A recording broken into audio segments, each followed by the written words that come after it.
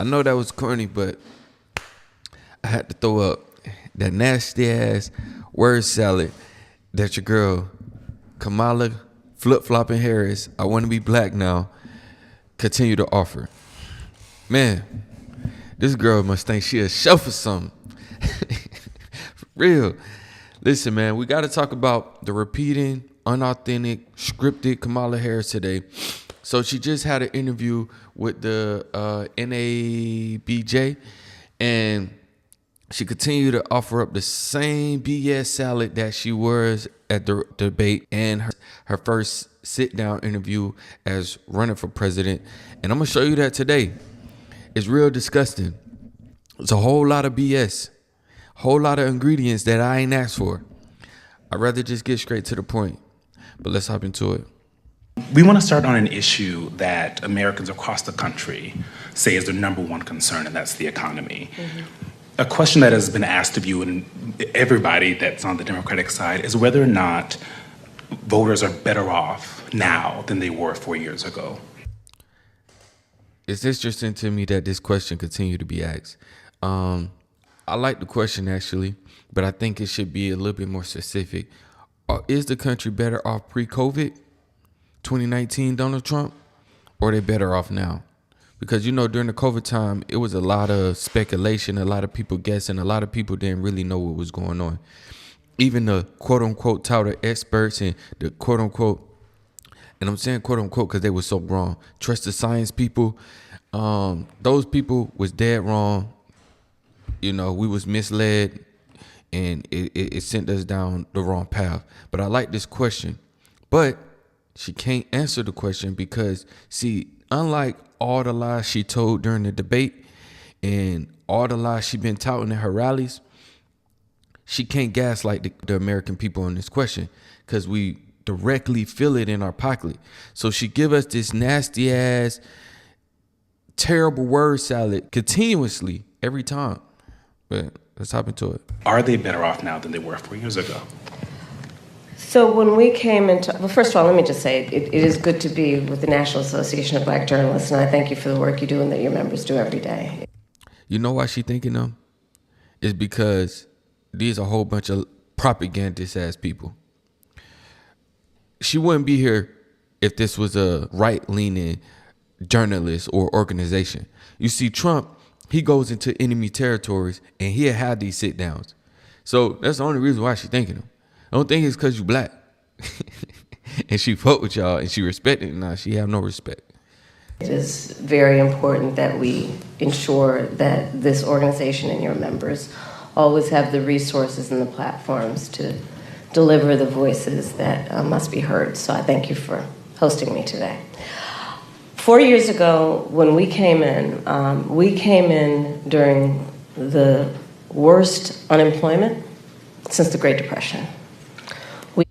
Because of COVID, but it really, that's a lie right there. It wasn't the worst. So the Biden-Harris administration was not actually left the worst unemployment since the Great Depression. They were left a 6.4% unemployment rate in January 2021. That was certainly elevated by recent standards, pretty high, but it was significantly down from the 14.8% level it reached early in the pandemic. So it was already improving at the time the Biden-Harris administration took office. And that 6.4% level was the highest since the Great Recession. So in the last 20 years, not going back decades further. We came in during the worst public health epidemic in centuries.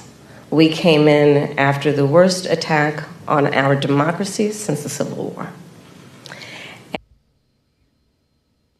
What about 9/11? And a lot of it due in large part to the mismanagement by the former president as it relates to COVID and obviously January 6th. And we had then a lot of work to do to clean up a mess. As of today, we have created over 16 million new jobs, over 800,000 new manufacturing jobs. That's a lie. A lot of those jobs are bounce back jobs. And in manufacturing, that's not true at all. Nope, another lie. From January 2021 to August 2024, the United States has created 739,000 manufacturing jobs total. However, only 202,000 of those jobs are new manufacturing jobs. I would also like to point out that since October 2022, job growth in manufacturing has been non-existent.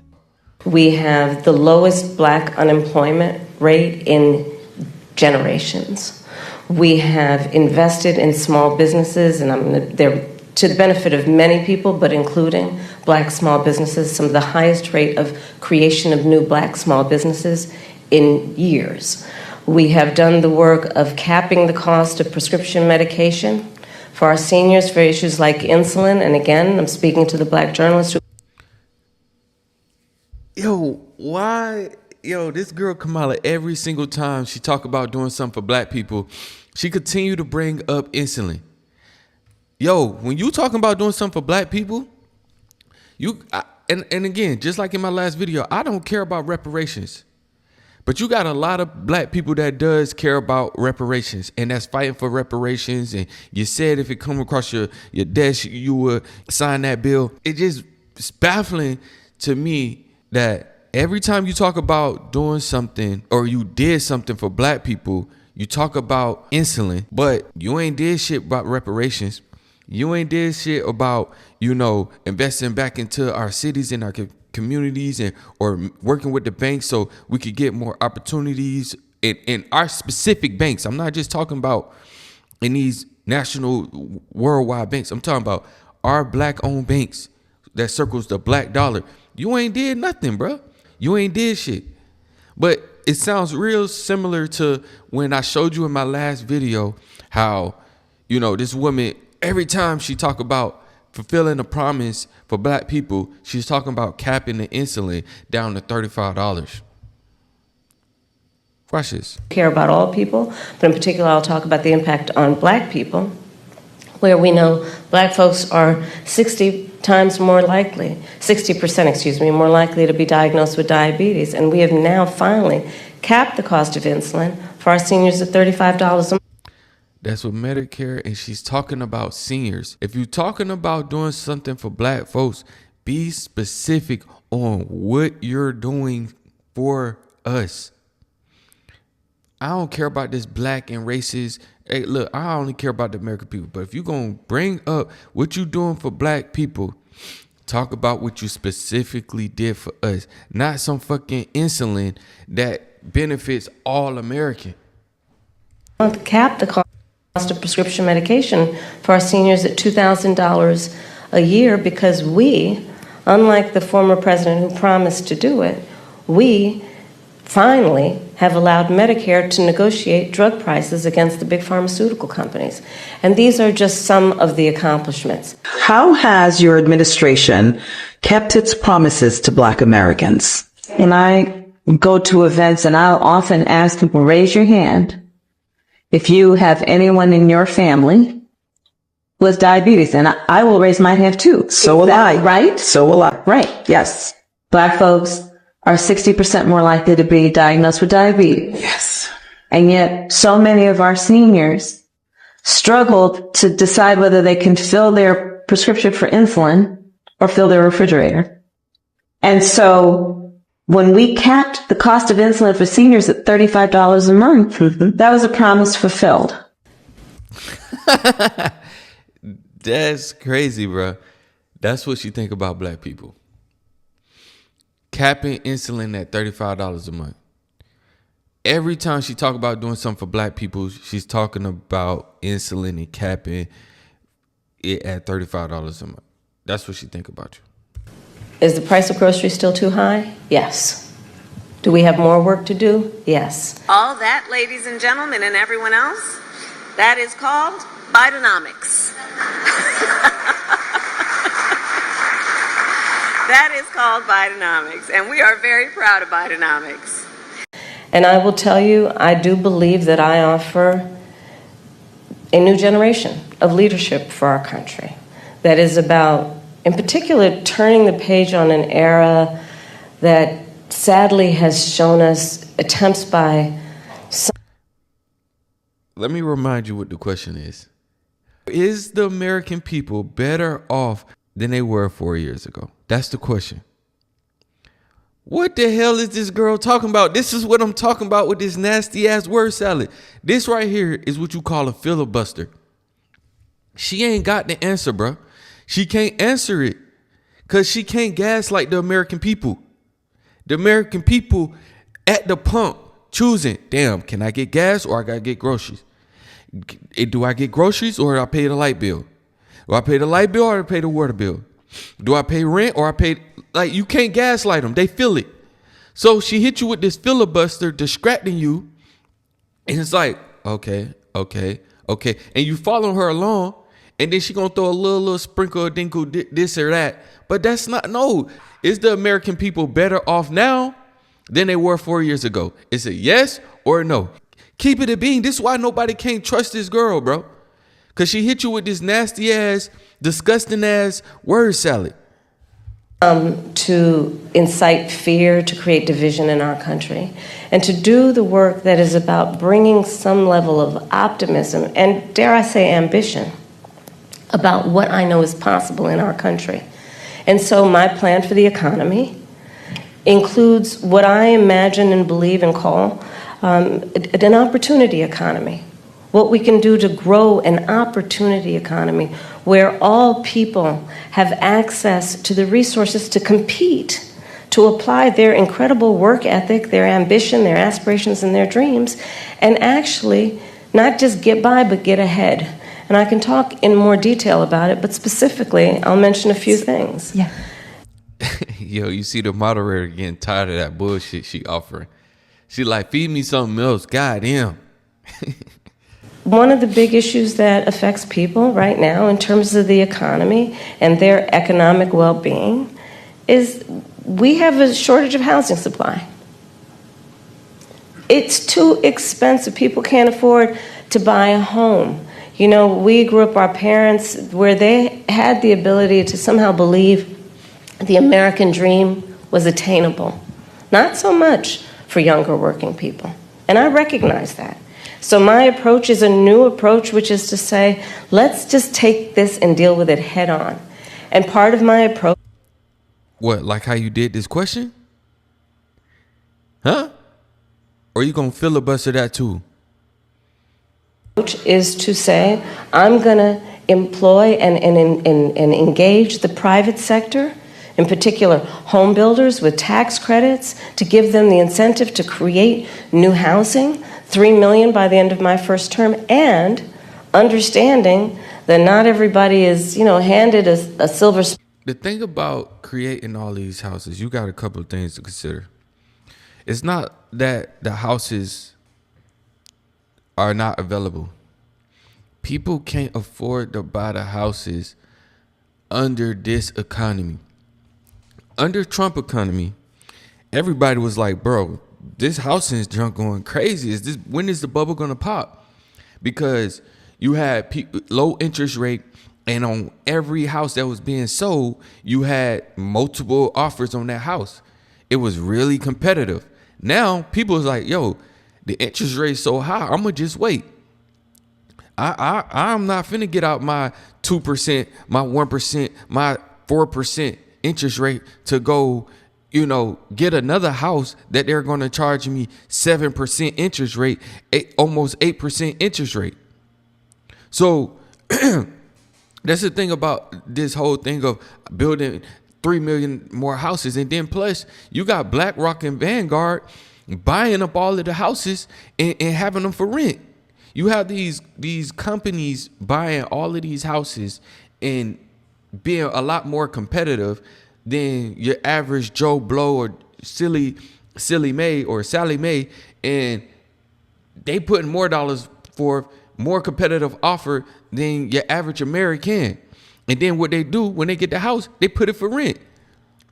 Remember, I connected this girl to who? Klaus Schwab. You will own nothing, you will be happy.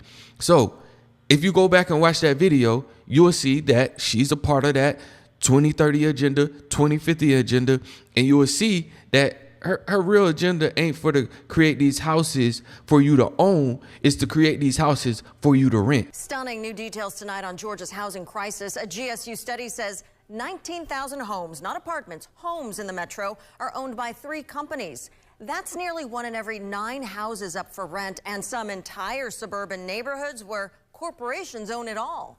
Channel 2's Michael Doudna is live in Paulding County. And Michael, this is important because it drives up prices for everyone. Yeah, when you're talking about tens of thousands of homes involved here, well, it can make an impact, meaning that homes that you see like this one that would originally have been a starter home about a decade or so ago are now for lease.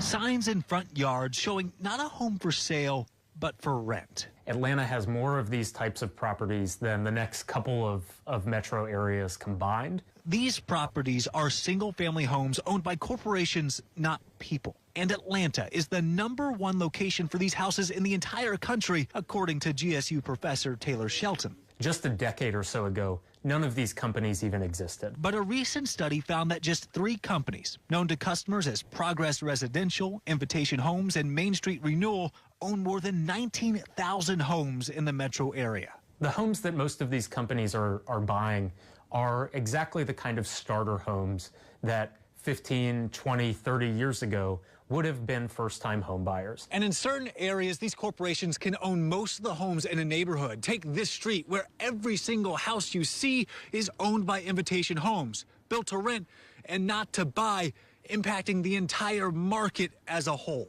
It makes it impossible to find a deal. Jordana Haig says the end result has led to higher prices as corporations have bought up much of the supply of homes, pushing up house prices while also allowing them to control the rent. That's problematic because there should be more competition to keep prices reasonable. But for others like DeMar Madison, these rental homes allow folks to try out home ownership without the full commitment. You need a new roof? You call Invitation, tell them, hey, I need a new roof. So I think it just varies. I think it depends on the person. Now, while this study focused on just the top 3 corporations that own the most property, if you actually expanded that out to the top 10, well, they own more than 30,000 homes in the metro area. And if you expand that beyond just the immediate metro, those numbers only continue to climb higher.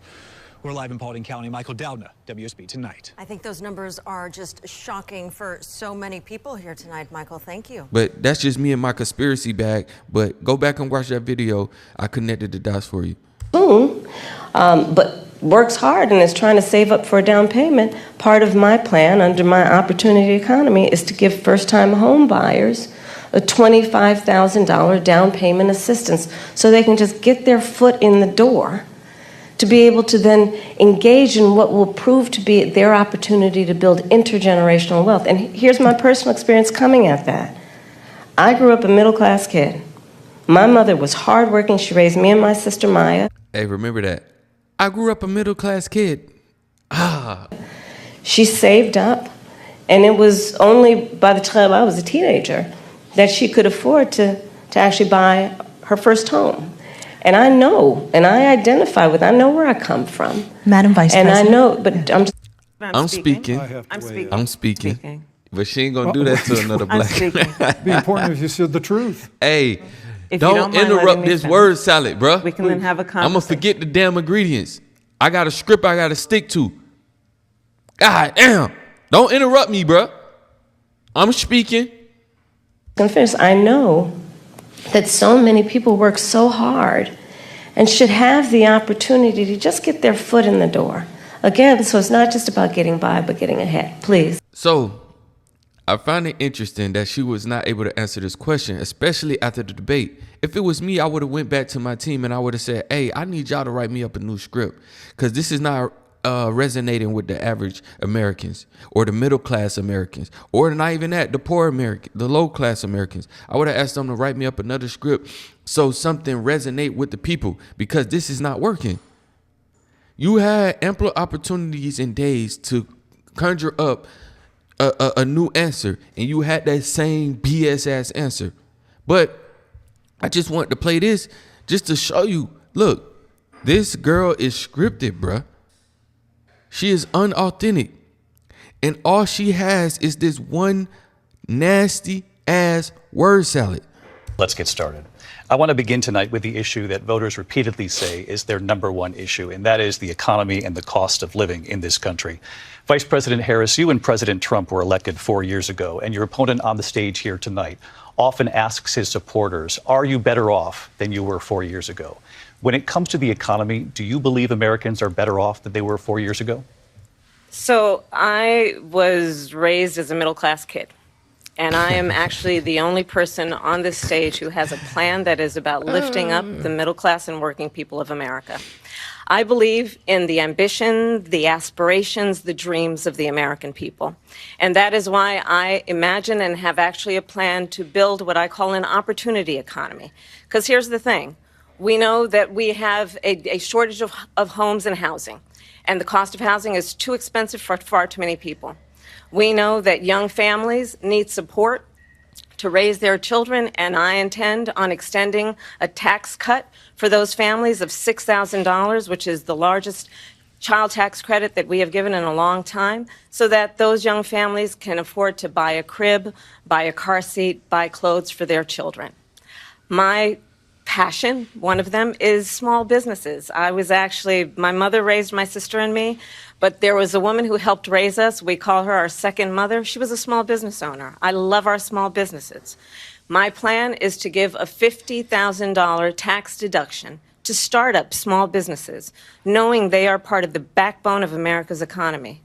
My opponent, on the other hand, who ran a business, who know how to run a business, who's been successful in running a business, unlike you, who ain't never run a business. You just know a woman who ran a business that was your mom friend, that you love, that you called. Man, come on the fucking one. God damn. Like, bruh, y'all can't see through this? his plan is to do what he has done before, which is to provide a tax cut for billionaires and big corporations, which will result in $5 trillion to America's deficit. My opponent has a plan that I call the Trump's sales tax, which would be a 20% tax on everyday goods that you rely on to get through the month. Economists have said that that Trump sales tax would actually result for middle-class families in about $4,000 more a year because of his policies and his ideas about what should be the backs of middle-class people paying for tax cuts for billionaires. Now, you heard that nasty-ass word salad. She didn't even answer the question. She just tried to gaslight the American people or distract her with this nasty-ass plate. Now, you know what? Maybe she didn't understand. How about we ask her to be specific? What's in this nasty-ass salad that you goddamn conjured up? Can you be specific on the ingredients? Did you put some tomato cherries in there? Did you put some almonds in there? Is it dairy in this salad? What type of dressing did you use? You hear Still it more can't than answer I the do. question. People want to know more about you and about your specific plans. At the debate the other night, you talked about creating an opportunity economy. I wonder if we can drill down on that a little bit. When we talk about bringing down prices and making life more affordable for people, what are one or two specific things you have in mind for that? Specific things. Specific things. But watch the word salad. She can't tell us what's in the salad because in this salad is a whole lot of Pepto-Bismol. All right? In this salad is a whole lot of that's going to upset your stomach. She can't tell you that because she know you won't eat it. Well, I'll start with this. I grew up a middle-class kid. My mother raised my Fuck sister outta and here. me. She worked very hard. She was able to finally save up enough money to buy our first house when I was a teenager. I grew up in a community of hardworking people, you know, construction workers and nurses and teachers. And I try to explain to some people who may not have had the same experience, you know, but a lot of people will relate to this. You know, I grew up in a neighborhood of folks who were very proud of their lawn. Specific things. Not people who care about their goddamn lawn, bro. Get to the specific. You know? And And I was raised to believe and to know that all people deserve dignity. And that we as Americans have a beautiful character. You know, we have ambitions and aspirations and dreams. But that's the new unburden by what has been. That's the new unburden. But I'm gonna show you in a sec. Not everyone necessarily has access to the resources that can help them fuel those dreams and ambitions. So when I talk about building an opportunity economy, it is very much with the mind of investing in the ambitions and aspirations and the incredible work ethic of the American people, and creating opportunity for people, for example, to start a small business. My mother, worked long hours, and our neighbor helped raise us. We used to call her, I still call her, our second mother. She was a small business owner. I love our small business owners. I learned who they are from my childhood, and she was a community leader. She hired locally. She mentored. Our small businesses are so much a part of the fabric of our communities, not to mention, really, I think, the backbone of America's economy. So my opportunity economy plan includes giving startups a $50,000 tax deduction to start their small business. It used to be $5,000. Nobody can start a small business with $5,000. But investing in people's innovative ideas and giving them the ability to go for it. Opportunity economy means, look, we don't have enough housing in America. We have a housing supply shortage. And what that means, in particular for so many younger Americans, the American dream is elusive. It's just actually not attainable. So part of my plan is to work with the private sector and housing developers to give them a tax credit, to be able to partner with us as the government, to build, and my goal is 3 million new homes by the end of my first term. In addition, to help people who just want to get their foot in the door, literally. And so giving first-time home buyers a $25,000 down payment assistance to be able to just get in the door, and then they will do the work that they need to do to save and to pay that mortgage and to build wealth for themselves and their family. You know what she sound like? She sound like when you go do a presentation at school and you didn't really do the work, so you trying to conjure up some bullshit so you could make it sound good. You only know a little smidgen of what you're supposed to be talking about, so you put a whole lot of BS in there or filibuster to be like, oh yeah, I studied, I did what I had to do, and so I just want to tell you guys about how these farmers out here, they they gotta cut their grass and they gotta water it so we can be able to, produce the vegetables and fruit. And so with, producing these vegetables and fruit, it'll be able to feed the American people. And, they gotta work hard. They're hard-working people. And so they go out there 7 days a week. They don't really get off days. And, that's how she sound, bro. That's exactly how everybody been in school with that person that did not do their homework or did not really do the project and had to present in front of the class and they wasn't prepared and they conjure up some BS. We can't keep falling for this, man. This salad is disgusting. But let me show you how scripted this girl is. These are some examples of what I mean when I talk about an opportunity economy, and a lot of it has to do with just the community I was raised in and the people that I admired who work hard, and deserve to have, their dreams fulfilled because they're prepared to work for it. So let's go back, shall we? So I was raised as a middle-class kid. Remember I told you that? She just said that at the NABJ. I should have cut it up and put it in here too. We know you was a middle-class kid. I don't even know if that shit true. Because I know you pander to black. I see how you pander to the black people. So I don't even know if you was really a middle-class kid because you a panda bear. Second, you know what? I'm not even gonna go there. I was gonna violate, but it's cool. I grew up a middle-class kid. I believe in the ambition, the aspirations, the dreams of the American people. And that is why I imagine and have actually a plan to build what I call an opportunity economy. Imagine and believe and call an opportunity economy. Remember I told you, unburdened by what has been. This is her new unburdened by what has been. I believe in the ambition, the aspirations, the dreams. We have ambitions and aspirations and dreams. Look how but many not times she everyone say this shit. necessarily has access to the resources that can help them fuel those dreams and ambitions.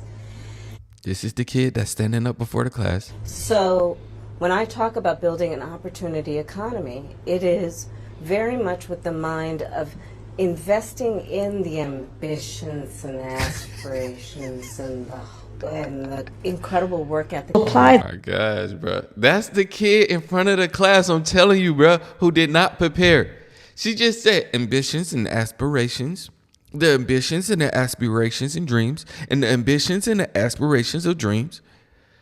Get this salad out of here, bro. Their incredible work ethic, their ambition, their aspirations, and their dreams. I was a career prosecutor for most of my career. I started my career as a prosecutor creating an opportunity economy where it's about investing in areas that really need a lot of work. I intend to create an opportunity economy. Well, I'm obviously not Joe Biden. Clearly, I am not Joe Biden. You're right. You're Joe Biden 2.0. That the vast majority of us as Americans have so much more in common than what separates us. We all have so much more in common than what separates us. Get this salad out of here. This nasty ass salad. Can't even fuck with it, bro. Listen, bro. At this point, do I need to pull up her rallies? And how her rallies are scripted? Shit, I might just edit that up in here. It really is good to be back in Wisconsin.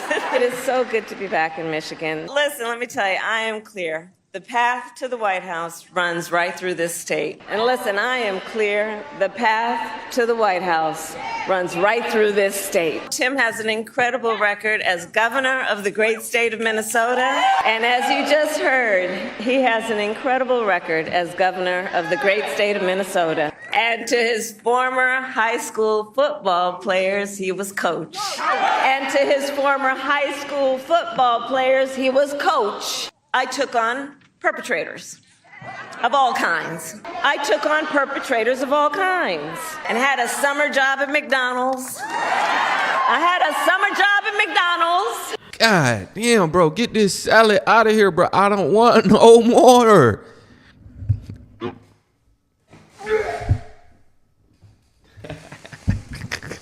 I know that was corny, but fuck it. Listen, man.